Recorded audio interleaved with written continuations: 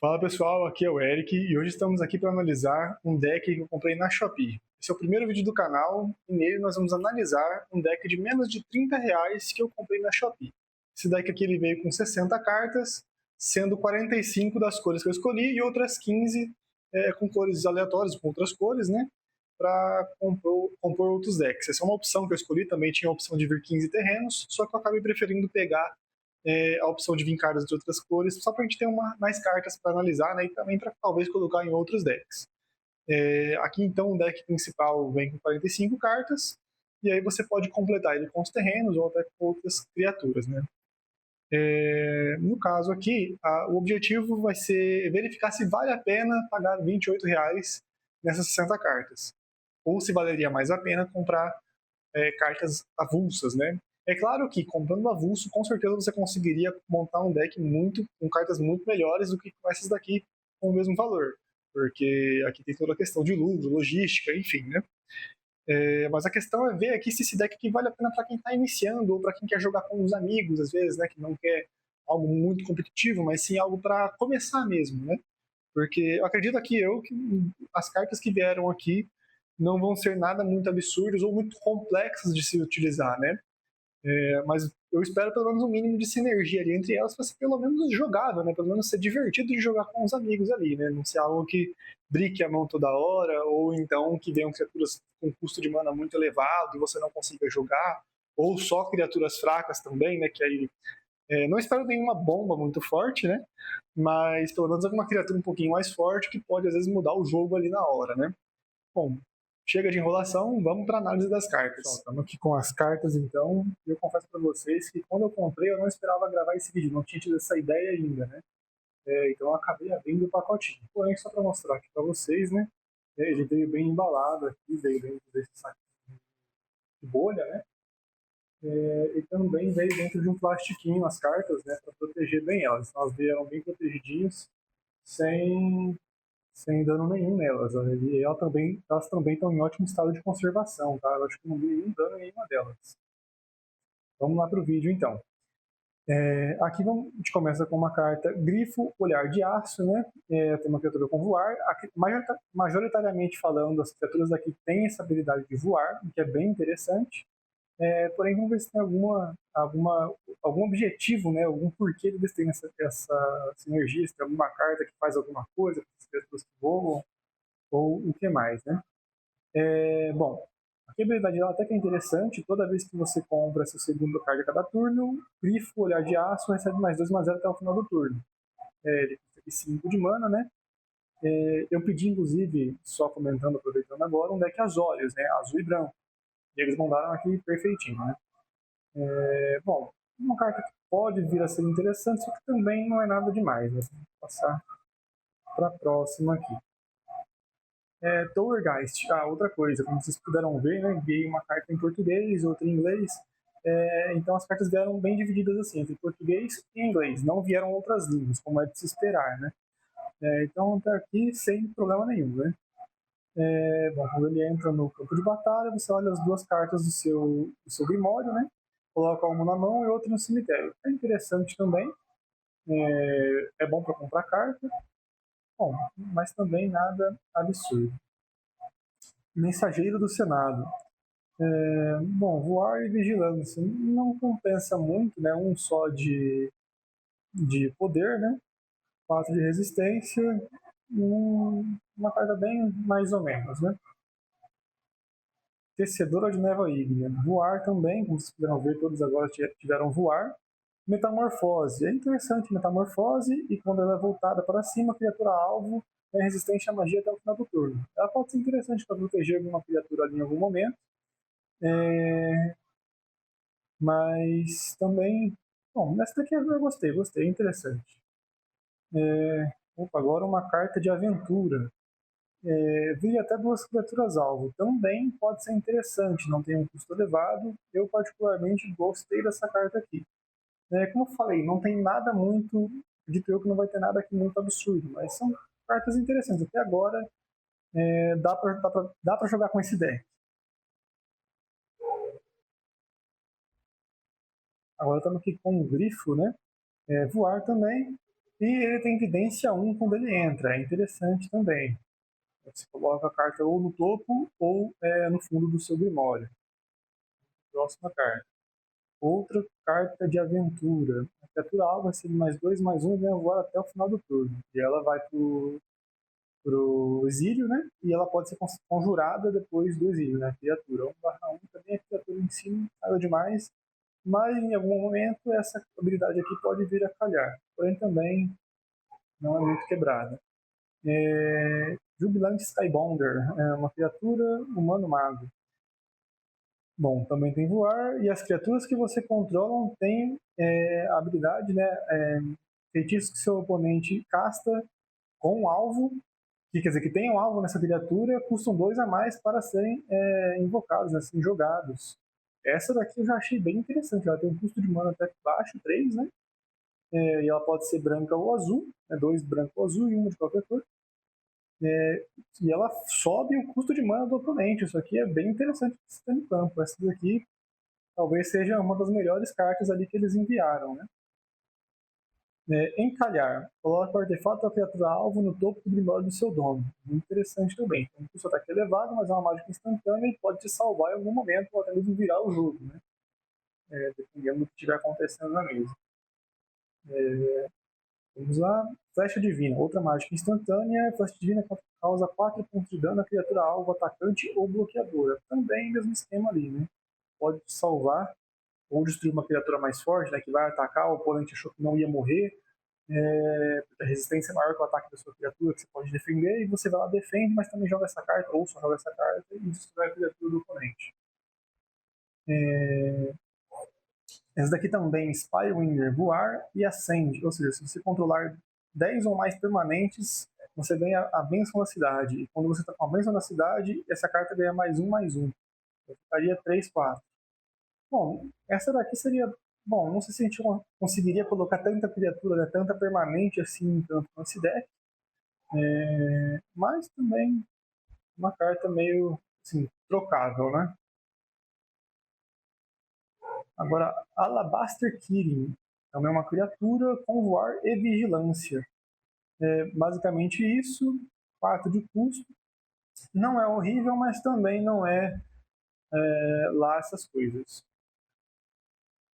Agora um artefato, um artefato equipamento, aliás. Manto das Marés. A criatura equipada recebe +1/+2. Toda vez que você comprar no segundo card a cada turno, anexe Manto das Marés à criatura alvo que você controla. Bom, então ela pode ser equipada sem custo ali, né? Combo com aquela outra carta ali, que quando a gente compra duas, também ativa um efeito. Porém, nada muito significativo também, né? Exceto o baixo custo de mana. Whisk Away. Coloque a criatura atacante alvo ou bloqueadora. Aliás, a criatura alvo atacante ou bloqueadora no topo do deck do seu dono. Também é interessante, é uma mágica instantânea também. Mensageiro Cromado. Agora é uma carta de criatura artefato, também com voar. Quando o Mensageiro Cromado entrar no campo de batalha, revele os 2 cards do topo do seu grimório, coloque um deles na sua mão e o outro em seu cemitério. Bom, é quase que.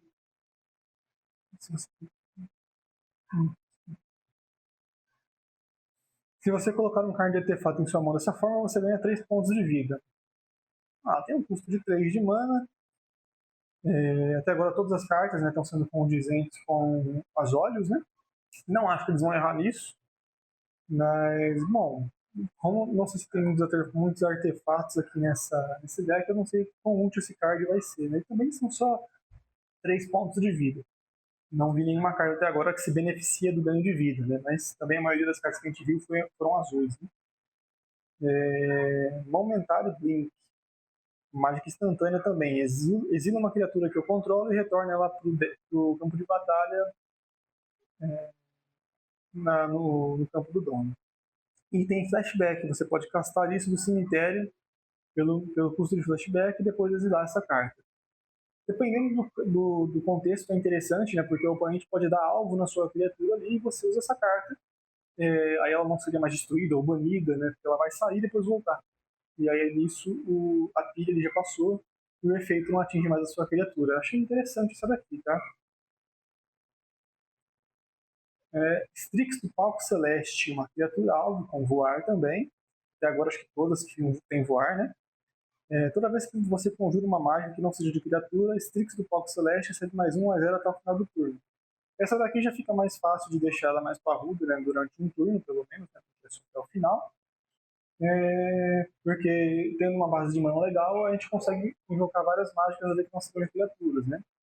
Então, e ela pode se beneficiar também de mágicas instantâneas. Então, se a gente em algum momento jogar uma instantânea para proteger outra criatura e ela também estiver defendendo uma outra criatura, ela pode ganhar um pouco de ataque. Mas, enfim, não é uma habilidade rara de se encontrar em cartas, né? E nem uma habilidade também que quebra ou vira muito o jogo. Ponto de pressão, mágica instantânea, vira a criatura alvo e compra uma carta. Interessante, é uma carta de pode se salvar em algum momento, né? De evitar algum ataque e também comprar carta sem bem-vindo. Visão da Esfinge, compre 2 cards, mágica instantânea também. Adendo, se você conjurou esta mágica durante sua fase principal, você ganha 2 pontos de vida. Bom, uma carta majoritariamente usada para comprar, mas também para ganhar 2 pontos de vida ali. É interessante. Discípula de Serra, criatura, ave clérigo, voar e iniciativa, só que é 1/1 também. Toda vez que você conjura uma mágica histórica, Discípula de Serra recebe +1/1 até o final do turno. Pode te ajudar em algum momento, mas é um cenário muito específico, né? Depende de você estar conjurando outras cartas a todo momento. E pelo que a gente viu aqui, o custo não está tão baixo. Depois a gente faz uma curva de mana aqui desse deck, mas vamos ver. Aven Survivor, criatura com voar também.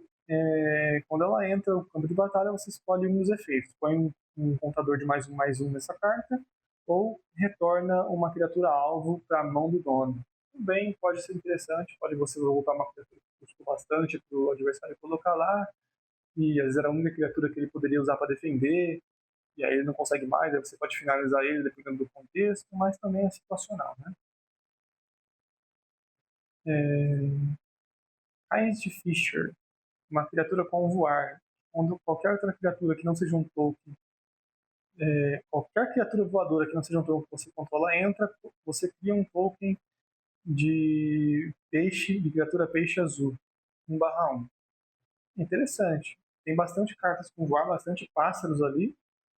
Dá para se colocar essa cedo no jogo, você consegue estar criando bastante token. Embora isso também não seja o foco do deck, né? Não é deck de agro, que a gente viu até agora, né? Então é só mais uma carta também muito situacional ali, que não tem nada que colabora muito para ela funcionar. A próxima então, Resupply. Uma instantânea de 6 de custo, é um custo bem elevado ali, né? Você ganha 6 de vida e compra uma carta. Se talvez tivesse alguma carta, ou talvez tenha, né, mais pra frente, algumas cartas, não sei, que se beneficia do ganho de vida, poderia até ser uma carta útil assim, mas ela custa muito para ganhar 6 de vida e comprar uma carta, né? Então, geralmente você vai preferir fazer outra coisa, não essa. Você só vai preferir comprar uma carta gastando 6 de mana se você não tiver muito o que fazer, né? Não tiver nada melhor na mão. Esperanças frustradas. Anule a mágica alvo, a menos que seu controlador pague 1. Daí você usa evidência 1. Basicamente, né, você olha o card do topo do seu Grimório e você coloca ele no topo ou no fundo do seu Grimório. 2 de custo de mana. Também não é ruim também não. Dá para utilizar. Ataduras ilusórias. Encantar a criatura. Então um encantamento de aura para você equipar a sua criatura ali. A criatura encantada tem 0,2 de poder e resistência básicos.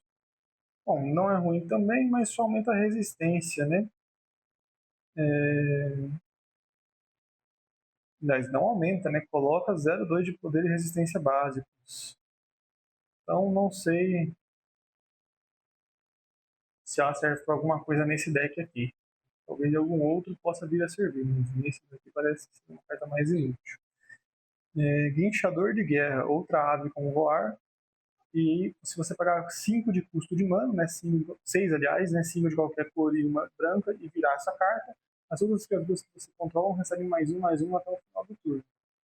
Assim, se fosse um deck de agro, compensaria bastante. Esse daqui já fica muito situacional, né? Porque se você tiver duas criaturas ali, elas 2/2, 1/1 ali, vai ficar 3/2, 2/2 e acaba que não faz muita diferença no final do dia, né? De forma geral ali. Próxima carta, outra criatura pássaro voador com Metalcraft. Então, sempre que essa carta causa dano de combate a um jogador, se você controlar 3 ou mais artefatos, o jogador coloca as 4 cartas do topo do seu Grimório no seu cemitério. Essa daqui pode ser interessante, porque se você tiver com os artefatos ali na mesa, né, você vai minando o deck do adversário.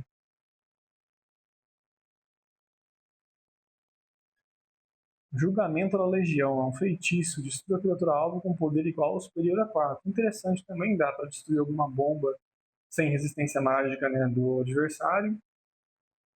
Pode ser de bom uso, né? Dança do Sábio Celeste, uma mágica instantânea. Até o final do turno, a criatura alvo que você controla se torna um dragão ilusão azul com 4/4 de poder e resistência básicos e perde todas as habilidades e ganha voar. Dependendo da situação também é uma carta interessante. Até o final do turno, ela pode virar ali, você estava defendendo com uma carta, e ia ser destruído, se você usa essa carta, que é essa mágica instantânea, e a sua carta não é destruída, o oponente acaba sendo. Enfim, esse meio que é o foco dessas cartas de mágica instantânea que elevam o poder de alguma criatura, né? Você evitar uma situação que você seria destruído, que eleva o poder temporário, né? Temporariamente. Azorius Kind Arbiter. Tem vigilância e ele não pode ser bloqueado. Ele tem 2/5.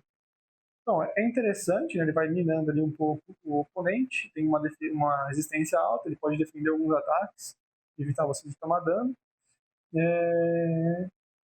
Se tivesse como aumentar o ataque dele, poderia ficar mais interessante, né? De uma forma, se tivesse uma forma fácil, não sei se daqui ele vai ter alguma coisa assim, mas é uma carta que também não é inútil, é interessante. Magiguarda de Elite, criatura humano-mago, voar, e quando o Magiguarda de Elite entra no campo de batalha, você ganha 3 pontos de vida e compra um card. Essa é bem interessante, né?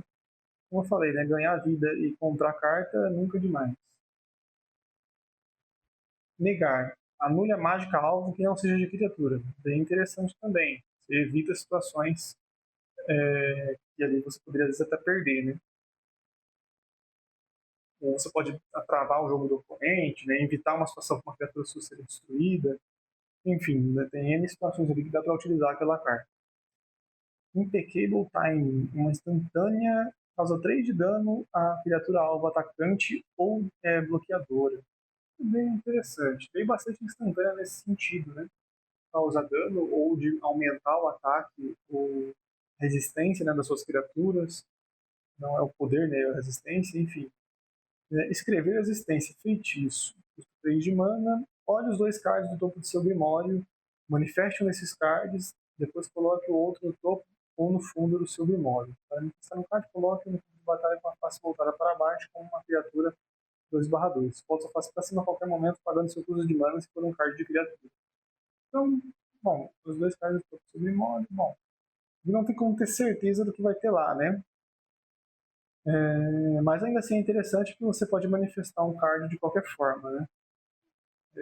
E depois o outro você escolhe qual você vai comprar, né, no próximo turno.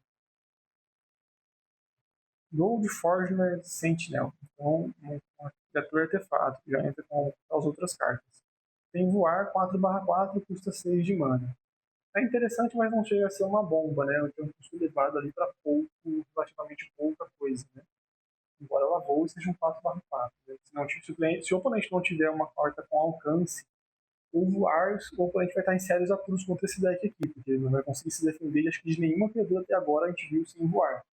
Então talvez o forte desse deck aqui, pelo que a gente está vendo, é causar dano com criaturas que o oponente não consiga bloquear, porque ele não teria tantas criaturas com voar ou com alcance, né? Essa criatura aqui, a do guerreiro, lampejo e voar, ou seja, lampejo, ela pode ser invocada em qualquer momento como se fosse uma mágica rápida ali. E voar também, 4 de custo de mana. Sentinela Aviana, uma criatura com voar, árvore soldado, 3/2. Também normalzinha, né? Guia aéreo, voar, dragonete, através guia aéreo, ataca, outra criatura atacante alvo, vai voar até o final do turno. Interessante também, mas eu acho que não tem, como eu falei, não tem nenhuma outra criatura ali sem voar, então talvez não utilize para nada esse efeito aqui, né? Feitiço, as criaturas que você controla recebem +2/1 até o final do turno. É meio situacional também, né? Por ela não ser uma mágica rápida, ela tem que ser feita só no seu turno. Então pode ser que seja interessante em alguns momentos, mas de forma geral é uma carta que dá para substituir. Agora outra mágica instantânea, né? Que vai ter praticamente o mesmo efeito que essa criatura, que essa carta aqui, né? É o mesmo efeito, só muda que é uma mágica instantânea. Agora, essa daqui já é mais interessante, o custo de mana dela é mais elevado. Então também depende da situação ali para ela ser realmente útil. E a gente viu aqui também que não tem nenhuma carta que faz você ganhar mana a mais, né? É, como o Sol Ring, né? Anel Solar, né? Enfim. Claro que eu não esperava Anel Solar aqui, né? Até porque ele custa um terço do valor do deck. Mas uma carta nesse sentido, né? Eu digo.